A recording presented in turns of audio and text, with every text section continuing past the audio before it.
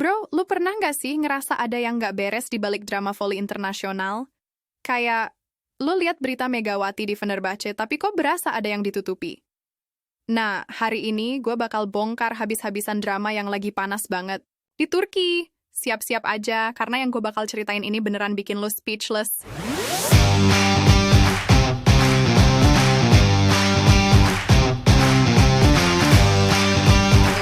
Oke, sebelum kita bahas lebih lanjut, gue mau ngingetin kalian semua buat like, subscribe, dan nyalain notifikasi bell di channel ini. Kenapa? Karena lo bakal ketinggalan berita-berita panas kayak gini kalau nggak subscribe. Ayolah guys, bantu channel kita tumbuh supaya bisa terus kasih info-info terkini soal dunia volley yang lo suka.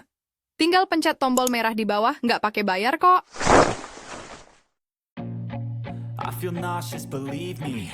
Never had a lot of shit come easy. Oke bro, langsung aja kita masuk ke drama pertama yang bikin geger dunia volley. Jadi ceritanya gini, Eda Erdem Dündar, kapten Fenerbahce yang legendary banget itu, akhirnya angkat bicara soal kontroversi Megawati yang katanya tak layak main di Turki. Gila kan? Bayangin aja, kapten sekaliber Eda sampai turun tangan langsung. Di konferensi pers kemarin, Eda ngomong tegas banget, Megawati direkrut bukan tanpa alasan. Kami percaya pada kualitasnya. Bro, ini bukan cuma pernyataan biasa loh. Ini langsung jadi sorotan gede-gedean. Apalagi di tengah panasnya sindiran dari Zehra Güneş yang kemarin sempat viral banget. Gue ngerasa ada yang deeper nih dari statement Eda. Kenapa dia sampai segitunya bela Megawati? Apa ada agenda tersembunyi? Atau memang beneran ada sesuatu yang kita nggak tahu di balik layar? Penasaran nggak sih lo? Lanjut ke berita kedua yang nggak kalah gokil. Ternyata Eda Erdem nggak cuma berhenti sampai di situ aja. Dia malah naik level.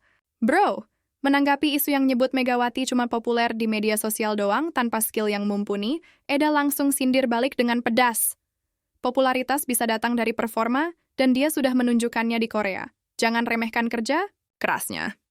Astaga, ini statement yang super mature sekaligus savage banget kan? Langsung aja fans Indonesia pada seneng dan kasih standing ovation virtual buat Eda. Tapi tunggu dulu bro. Yang bikin gue makin penasaran adalah, kenapa Eda sampai segitunya maintain image Megawati? Apa ada pressure dari manajemen? Atau memang dia genuine care sama Megawati sebagai pemain? Yang jelas, ini bukan cuma soal bela-belain teammate biasa. Nah, plot twist berikutnya malah lebih gila lagi. Dalam wawancara eksklusif yang bocor ke media, Eda Erdem menegaskan bahwa Fenerbahce itu klub serius yang gak sembarangan pilih pemain. Megawati masuk tim karena statistik dan pengaruhnya nyata di lapangan. Kami tak beli sensasi, kami beli performa. Bro, ini statement yang bener-bener firm banget. Basically, Eda lagi ngasih tahu semua orang kalau Fenerbahce itu professional club yang decision-makingnya based on data dan performance, bukan hype atau viral moment. Tapi, apa beneran se-straightforward itu? Gue agak skeptis sih, soalnya di dunia olahraga modern, marketing value juga penting banget. Tapi kalau emang bener Megawati punya statistik yang solid, kenapa masih ada yang doubt sama kemampuannya? Ada yang aneh nggak sih menurut lo?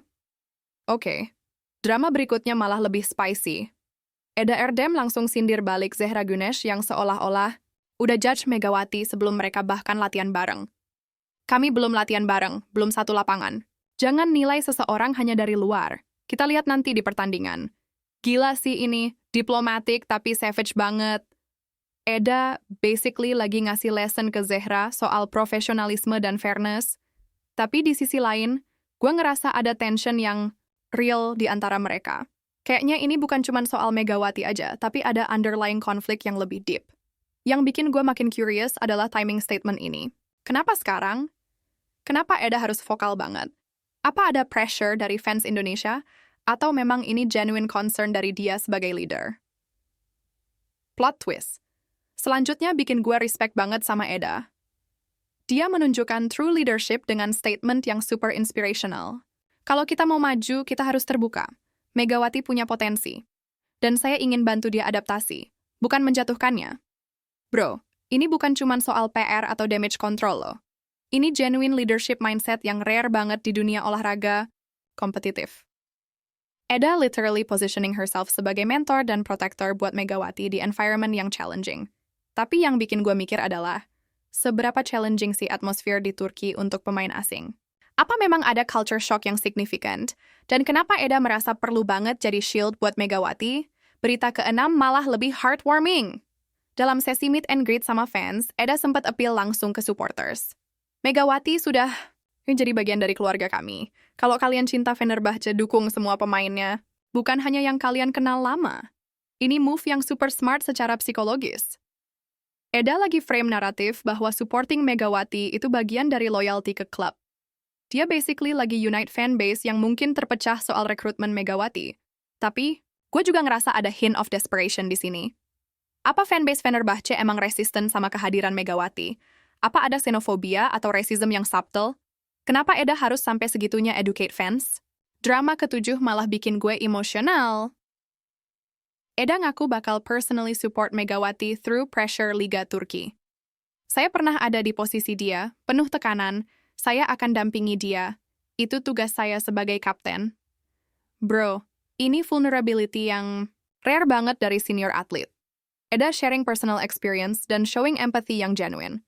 Dia literally positioning herself sebagai big sister atau mentor figure. Yang bikin gue curious adalah, pressure apa yang pernah Eda alami dulu? Apa dia juga pernah didiscriminate atau di-doubt? Dan seberapa intens sih pressure di Liga Turki sampai perlu mentoring khusus? Nah, berita terakhir ini yang paling shocking dan brave. Eda menyinggung soal komentar Zehra yang nyebut Megawati, eksperimen Asia, dan dengan tegas dia statement, kami pernah kehilangan talenta bagus karena diskriminasi. Saya tidak mau itu terjadi lagi. Megawati pantas dapat kesempatan yang adil. Gila banget kan, bro? Eda literally calling out systematic discrimination dan positioning Megawati's case sebagai test case untuk inclusivity di volley Turki. Ini bukan cuma soal satu pemain lagi, tapi soal presiden untuk future Asian players. Yang bikin gue respect adalah courage Eda untuk acknowledge past mistakes dan commit to change. Tapi sekaligus bikin gue wonder, seberapa widespread sih discrimination issue di volley Turki? Dan player mana yang pernah jadi victim sebelumnya? Informasi yang gue share ini berdasarkan report yang ada, tapi beberapa detail masih perlu konfirmasi. Lebih lanjut ya bro. Gue berharap drama ini berakhir positif dan Megawati bisa prove herself di lapangan. Yang jelas, dari semua drama ini, gue salut banget sama leadership Eda Erdem.